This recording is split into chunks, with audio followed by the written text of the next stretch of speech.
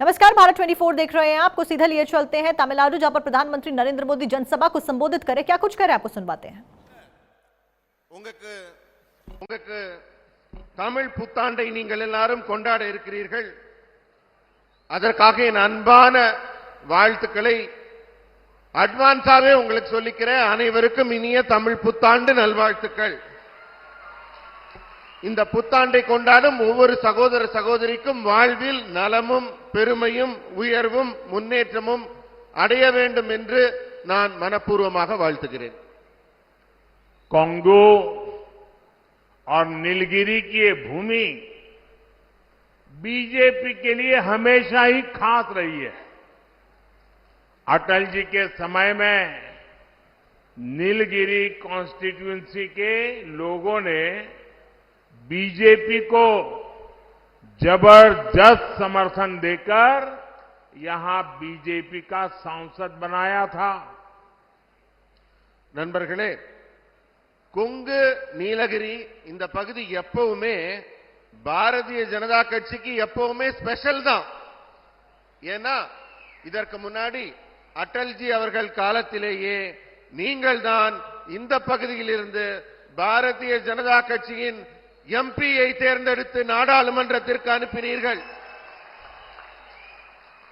आज मैं देख रहा हूं पूरे तमिलनाडु में बीजेपी ही छाई हुई है। हर कोई कह रहा है डीएमके की विदाई बीजेपी और एनडीए के द्वारा ही होगी। आज पूरा तमिलनाडु कह रहा है एक बार, फिर एक बार, मोदी सरकार, फिर एक बार, मोदी सरकार, फिर एक बार, मोदी सरकार, फिर एक बार, मोदी सरकार, फिर एक बार, मोदी सरकार, फिर एक बार, फिर एक बार। அன்பர்களே, இப்ப நான் பார்க்கிறேன் தமிழ்நாட்டில் போகிற பக்கம் எல்லாம் எங்க பார்த்தாலும் பிஜேபியோட ஆதிக்கம் மிக தெளிவாக தெரிகிறது. நாட்டு மக்கள் எல்லாம் பேச தொடங்கிட்டாங்க. என்னன்னா திமுகவுக்கு விடை கொடுத்து வீட்டுக்கு அனுப்புற ஒரு உத்வேகம் பாரதிய ஜனதா கட்சிக்கு மட்டும்தான் இருக்கு. என்டிஏ கூட்டணியால மட்டும்தான் இது சாத்தியம் அப்படின்னு மொத்த தமிழகம் சொல்லுது. அதனாலதான் நாம சொல்றோம், மீண்டும் மோடி, மீண்டும் மோடி, மீண்டும் மோடி. साथियों, डीएमके और कांग्रेस जैसी फैमिली पार्टियों का एक ही एजेंडा रहता है, किसी भी तरह झूठ बोलकर सरकार में बने रहो। कांग्रेस ने इतने दशकों तक गरीबी हटाओ का नारा दिया, लेकिन गरीबी नहीं हटी। ये एनडीए सरकार है जिसने 25 करोड़ लोगों को गरीबी से बाहर निकाला है। நண்பர்களே, இந்த திமுக காங்கிரஸ் ஆகிய இந்த வம்சாவளி பரம்பரை கட்சி எல்லாம் இருக்கு பாருங்க, இவங்களுக்கு ஒரே ஒரு குறிக்கோள் தான் இருக்கு. எப்படியாவது பொய் சொல்லி மக்களை ஏமாத்தி தொடர்ந்து நம்ம ஆட்சியில இருக்கணுங்கிறது மட்டும்தான் அவங்களோட ஒரே குறிக்கோள். இப்படி பல தலைமுறைகளாக ஆட்சியில இருந்த இவங்க அடிக்கடி சொல்றது என்ன தெரியுங்களா? வறுமையை ஒழிப்போம், வறுமையை ஒழிப்போம்னு சொல்லுவாங்க.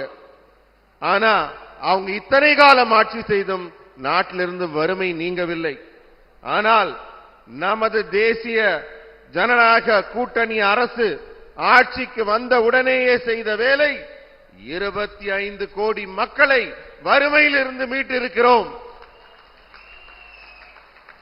कांग्रेस डीएमके के इंडी अलायंस ने दशकों तक एससी, एसटी, ओबीसी समाज के करोड़ों लोगों को मकान, बिजली, पानी के लिए तरसा कर रखा, क्योंकि इनकी सोच थी कि सबको मकान, बिजली नहीं मिल सकता।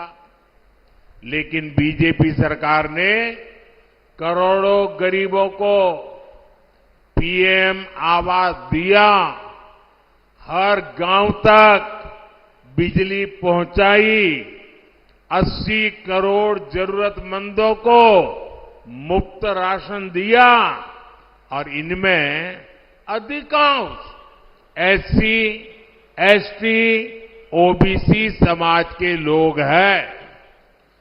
நண்பர்களே, இந்த காங்கிரஸ் திமுகவோட இந்தி கூட்டணி இருக்கு பாருங்க, இவங்க பல தலைமுறைகளாக ஆட்சியில தொடர்ந்து இருந்துகிட்டே இருக்காங்க.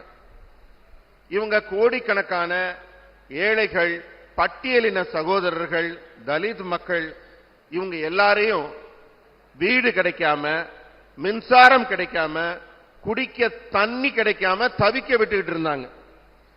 ஏன்னா அவங்களோட அடிப்படை எண்ணமே அவங்களுக்கு வீடு, தண்ணி, மின்சாரம் எல்லாம் கிடைச்சிடக்கூடாது, அவங்க அப்படியே தான் இருக்கணும்னு நினைச்சாங்க. ஆனால் நம்முடைய பாஜக அரசு கோடிக்கணக்கான மக்களுக்கு பிரதமர் ஆவாஸ் யோஜனாவில் வீடுகளை வழங்கி இருக்கிறது, ஒவ்வொரு கிராமத்திற்கும் மின்சாரம் வழங்கி இருக்கிறது, 80 கோடிக்கு மேலான மக்களுக்கு இலவசமாக ரேஷன் பொருட்களை வழங்கி இருக்கு. இத வாங்கினவங்கள பெரும்பாலவங்க நம்ம பட்டியலினத்தின் சகோதர சகோதரிகள், ஏழை எளிய மக்கள் தான். इन फैमिली पार्टियों को लगता है कि इनके बेटे बेटियों के अलावा कोई गरीब ट्राइबल बड़े पद पर बैठ ही नहीं सकता है। लेकिन बीजेपी ने पहली बार एक ट्राइबल महिला को भारत का प्रेसिडेंट बनाया और उस समय भी इंडी अलायंस वालों ने उनका घोर विरोध किया।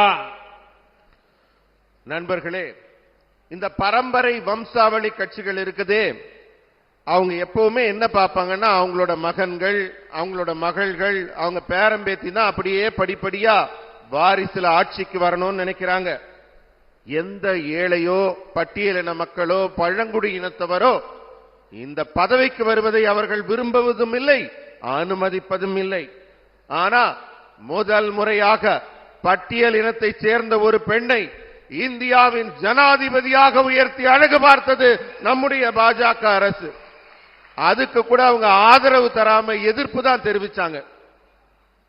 साथियों, इंडी अलायंस वालों को भारत के सामर्थ्य पर विश्वास नहीं है।